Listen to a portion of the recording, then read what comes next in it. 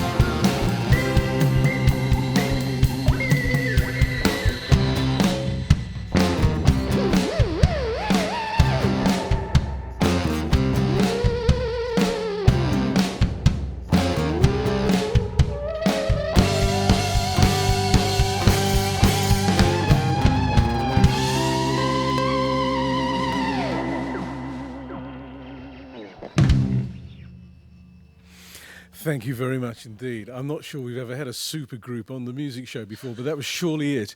That was members of the Break and Dog Trumpet performing an Old Shadows number. Thank you very much for that. Maybe I can start with you, Rob. We can talk a little bit about surf music. This is not something that I ever really kind of heard in Midnight Oil. Well, actually, Andrew, when Midnight Oil first started out, our home-based pub, if you like, was on the northern beaches of Sydney, the Royal Antler Hotel. And even though really the only surfer was Pete, who was a body surfer, the rest of us spent our childhood in water, like most kids on the east coast of Australia. We're kind of mostly immersed between October and May every year. But Pete was kind of the only bona fide surfer, the body surfer. But here was this band that started off playing Frenches, and it managed to get this gig on the northern beaches and build up this surf following. And so if you go right back to the very early first Midnight Oil album, it's got songs like Surfing with a Spoon on it, and then later Koala Sprint. So it was a weird kind of mix, the early Oils, of sort of the punk stuff that was coming out of England, influenced by the Clash and the Pistols and those people, but also Northern Beaches Australian surf music, plus a bit of prog, via Yes and Genesis. It was a kind of bastard brew. Yes. I mean, I've got the word psychedelic influences written down here, and I assume we're not talking drugs at your age. No. We're talking things that you plug in. Yeah. We we're a very undrugged band, actually. In order to play the shows that we did, I mean, the actual places we played were awash with alcohol. But as far as the members of Midnight Oil went, we just sort of tried to treat every gig as if it were our last, you know. Yes. And so it was more of a survival thing, actually, that we're just trying to survive the surf pubs and then later the pubs all around Australia. But I guess finding yourself, without a singer, I mean, it was just the perfect moment to turn yourself into a guitar band.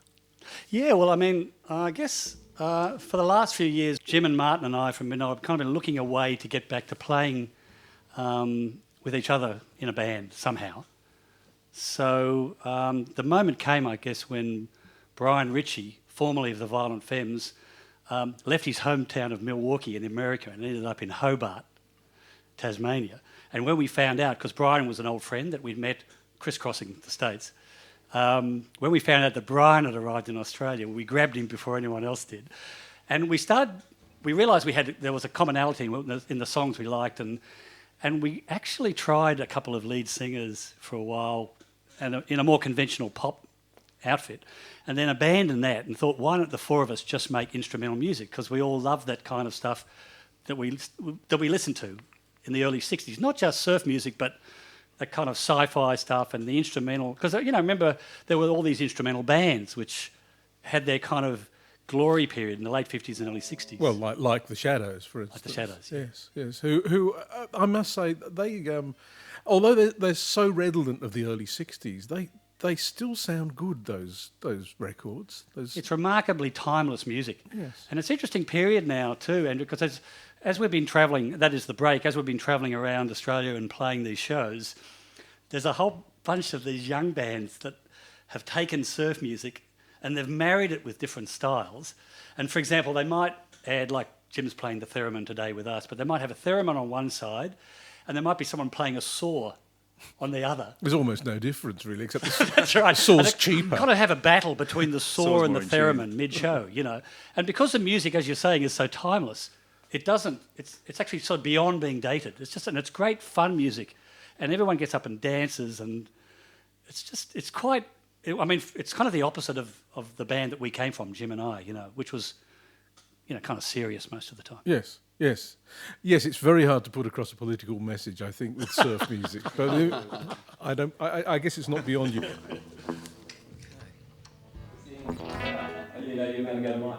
But if you're too close to it now, see, you've got to step away. And you.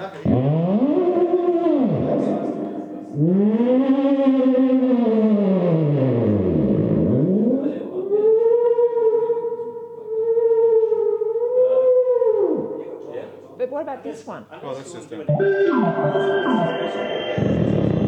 And when you're doing those pings in the first one, that was so clean though. Yeah. It's like hitting an individual note on it. It's so effective and it really cuts through. It's a really nice sound. It makes it sounds Hammondish. Yeah. But you control the pitch just by rolling your feet. Yeah, that's pretty good. It's cool, isn't it? And It's a toy. It's like a kid's toy. yeah. Always the kids are always ahead of the adults. Yeah. Yeah, I think I'm one of those. As for this, Well, they give these away with the cornflakes. You get could almost fit it in a packet. You get one of those Yeah. for free. Right. I like the idea of keyboards you can just put in your own and take them playing. I mean, grand pianos are expensive. You can't around, but all these things you can just... So do you just